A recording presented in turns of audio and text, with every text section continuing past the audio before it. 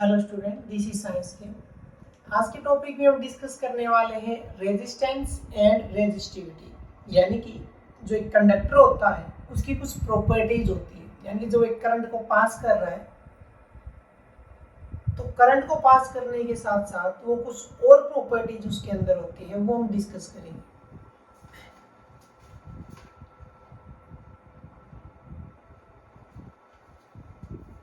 Hello student, this is science के। आज के लेक्चर में डिस्कस करने वाले हैं रेजिस्टेंस एंड रेजिस्टिविटी, यानी कि कोई भी कंडक्टर जो करंट को पास कर रहा है, यानी कि करंट पास करने की जो उसकी एबिलिटी है उसकी वजह से हम उसको कंडक्टर कह रहे हैं। अब इसके साथ कुछ और प्रॉपर्टीज होती है, यानी कि उसका रेजिस्टेंस।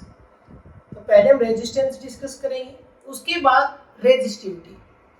तो हेडिंग लगाइए, टॉपिक रहेगा आज का हमारा रेजिस्टेंस, और उसके बाद हम डिस्कस करेंगे रेजिस्टिविटी। अब रेजिस्टेंस क्या होता है? जब रेजिस्टेंस की बात आती है तो यहाँ पे डिस्कस किया जाता है क्लो, जिसको बोला जाता है ओम्स लॉ। क्या बोला जाता है? ओम्स लॉ का डिस्कशन होता है, यानी कि ओम्स लॉ क्या दे रहा है? एक रिलेशन दे रहा है किस किस के बीच में, यानी कि provide a relation between current, potential difference and resistance। Clear? अब इसको हम दूसरे एक रिलेशन, और रिलेशन कैसे होता है, तीनों चीजें किस तरीके से जुड़ी होती है वो देखेंगे। और हम क्या लिख सकते हैं? हम ये लिख सकते हैं if in a conductor current I is flow,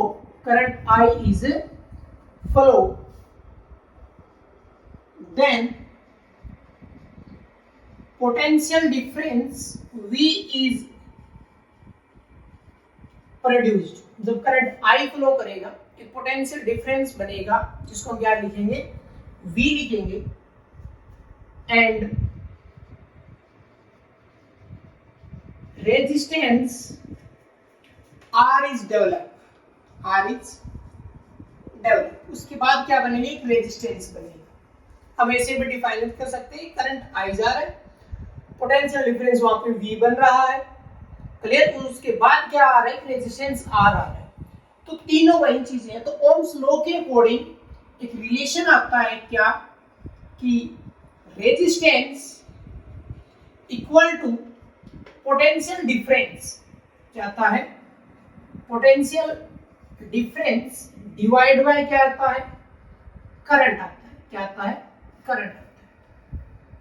clear? यानी कि अगर मैं सिंबल में लिखूं तो R is equal to V by I। क्या आता है? R is equal to V by I, एक इंपॉर्टेंट फॉर्मूला। क्लियर?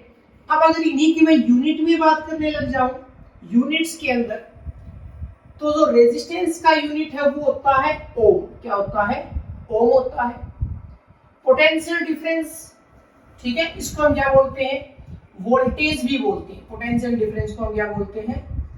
वोल्टेज भी बोलते हैं। क्लियर? इसका यूनिट क्या होता है? वोल्ट। डिवाइड बाय करंट का यूनिट क्या होता है? एम्पियर। क्या होता है? एम्पियर। ये अकॉर्डिंग टू यूनिट आ गया। यानी कि अगर मैं ये कह दूं, इफ जो पोटेंशियल डिफरेंस है, अगर पोटेंशियल डिफरेंस है वो 1 वोल्ट है, करंट है वो 1 एम्पियर है, तो रेजिस्टेंस क्या आएगा? 1 ओम आएगा। क्या आएगा? 1 ओम। ये कंडीशन के साथ हमने बना दिया, यानी कि रेजिस्टेंस है वो वोल्टेज और करंट का रेशियो है, पोटेंशियल डिफरेंस का होगा। क्लियर? अब रेजिस्टेंस को हमने लिखा कैपिटल R से। अब अगर बात की जाती है एक सॉलिड कंडक्टर की, किसकी बात की जाती है? सॉलिड कंडक्टर की अगर बात की जाती है, तो सॉलिड कंडक्टर है, फॉर एग्जांपल के लिए अगर एक वायर है, क्या है? एक वायर, एक मेटल वायर है, तो रेजिस्टेंस है वो डायरेक्टली प्रोपोर्शनल होगा लेंथ के, कि उसका लेंथ कितना है, और वही रेजिस्टेंस इनवर्सली प्रोपोर्शनल होगा एरिया की, किसके, एरिया के। और अगर दोनों चीजों को कंबाइन करें तो रेजिस्टेंस डायरेक्टली प्रोपोर्शनल क्या आता है, L बाई ए आता है।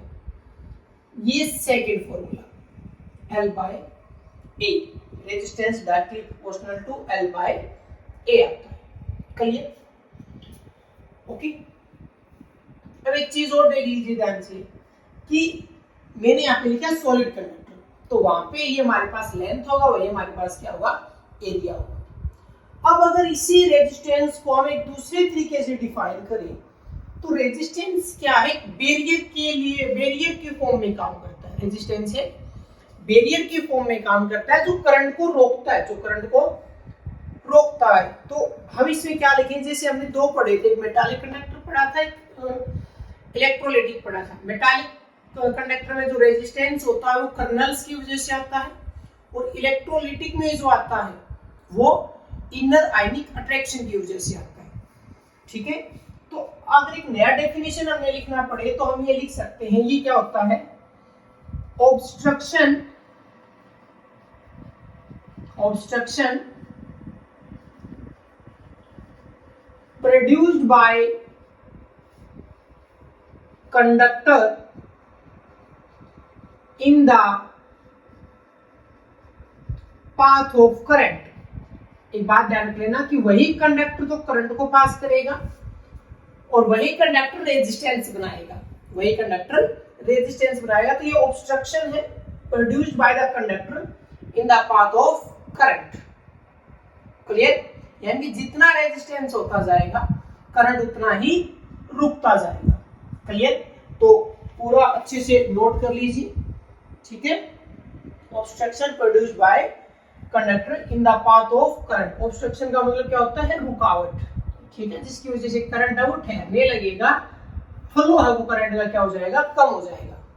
क्लियर, तो ये पूरा रेजिस्टेंस है, पहले नोट कीजिए। उसके बाद अच्छा एक चीज और देखिए कि अब जो रेजिस्टेंस कैलकुलेट किया जाता है वो कंप्लीट कंडक्टर का आता है। यानी कि अगर हम R का वैल्यू दे रहे हैं, यानी कि मैंने लिखा value of R, value of R अगर मैंने लिखा है तो ये हमेशा किसका आएगा, ये फुल कंडक्टर का आएगा।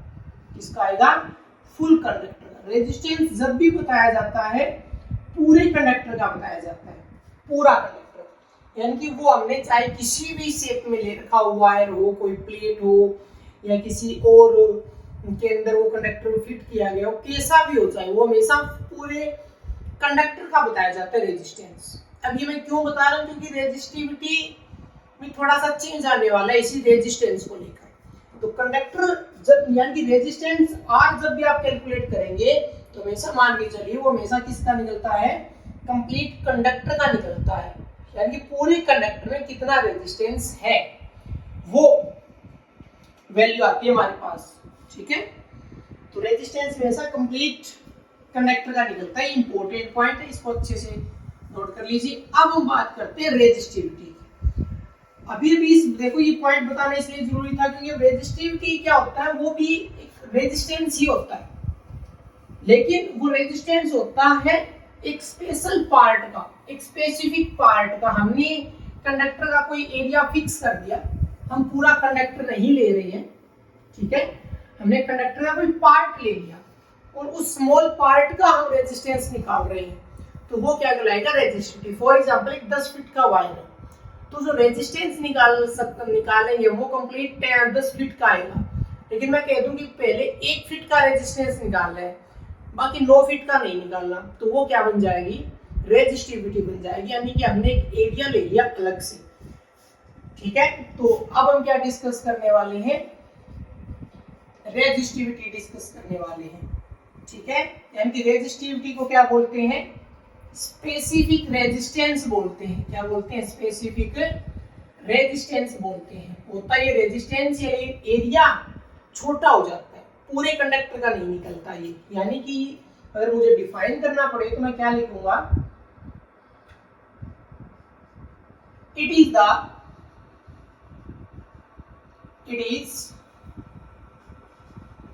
the resistance of कंडक्टर, या मैं लिख सकता हूं it is the resistance of A part of conductor, A part of conductor, conductor के किसी पार्ट का होगा ये। ठीक है, कैसे हो सकता है कि अगर वो एक सॉलिड कंडक्टर हुआ, क्या हुआ, वो एक सॉलिड कंडक्टर हुआ, कोई वायर है, कोई प्लेट है, तो अगर वो सॉलिड कंडक्टर हुआ तो उसका जो लेंथ है वो होना चाहिए 1 सेंटीमीटर और उसका जो एरिया वो होना चाहिए 1 सेंटीमीटर स्क्वायर। क्या होना चाहिए, 1 सेंटीमीटर या 1 सेंटीमीटर स्क्वायर होना चाहिए। क्लियर। लेकिन अगर वो एक लिक्विड कंडक्टर है, लिक्विड कंडक्टर का मतलब क्या होता है, वो अगर एक इलेक्ट्रोलाइट है, क्या है वो, इलेक्ट्रोलाइट है, तो उस इलेक्ट्रोलाइट के केस में हम क्या लेंगे, यहाँ पे हम वॉल्यूम लेंगे, हम क्या लेंगे, वॉल्यूम लेंगे, और वो वॉल्यूम है वो कितना होना चाहिए, 1 ml, और अगर मैं यूनिट चेंज करूं तो 1 सेंटीमीटर क्यूब होना चाहिए। क्लियर। ठीक है, यानी कि हमने चाहे सॉलिड कंडक्टर कितना ही बड़ा ले रखा हो, अगर लेंथ और एरिया अगर हमने 1 सेंटीमीटर लिया है तो वो उसी पार्ट का निकल के आएगा रेजिस्टेंस, जिसको रेजिस्टिविटी कहा जाएगा। यानी कि हम पूरा रेजिस्टेंस नहीं निकाले, हिस्से का निकालना है। और अगर वो एक इलेक्ट्रोलाइट यानी कि लिक्विड कंडक्टर है तो हम क्या लेंगे, वॉल्यूम लेंगे जो 1 ml या 1 सेंटीमीटर क्यूब होगा। पहले इस चीज को अच्छे से देख लीजिए। क्लियर। ओके, अब आपको याद है कि लास्ट में हमने क्या निकाला था, एक रिलेशन निकाला था। ठीक है, रेजिस्टेंस के केस में हमने एक रिलेशन निकाला था और वो रिलेशन था R directly proportional to L by A था, ये हमने निकाला हुआ है। अब मैं ये जो प्रोपोर्शनैलिटी कांस्टेंट है इसको हटा रहा हूं तो R इज इक्वल टू यहाँ पे आ जाता है रो, यानी कि ये जो रो है, ये जो प्रोपोर्शनैलिटी कांस्टेंट है, यही क्या बनता है, रेजिस्टिविटी बनता है। क्या बनता है, रेजिस्टिविटी। यहाँ पे इस रो को, इस प्रोपोर्शनैलिटी कांस्टेंट को क्या बोला जाता है, रेजिस्टिविटी बोला जाएगा। और अगर मैं रेजिस्टिविटी इक्वल टू अगर इस चीज को कर दूं तो R सेम रहेगा, एरिया मल्टीप्लाई में आ जाएगा, लेंथ डिवाइड में चला जाएगा। और अगर मैं इसको सोल्व करूं तो आपको पता है कि जो एरिया है वो लेंथ का स्क्वायर होता है, तो मैंने इसको L स्क्वायर और L कर दिया, ये यहाँ से हो गया कैंसिल, तो यहाँ से बचा R मल्टीप्लाई L। और अगर मैं यहाँ से, यानी कि फॉर्मूला आ गया rho is equal to R multiply L, ये नेक्स्ट फॉर्मूला आ गया।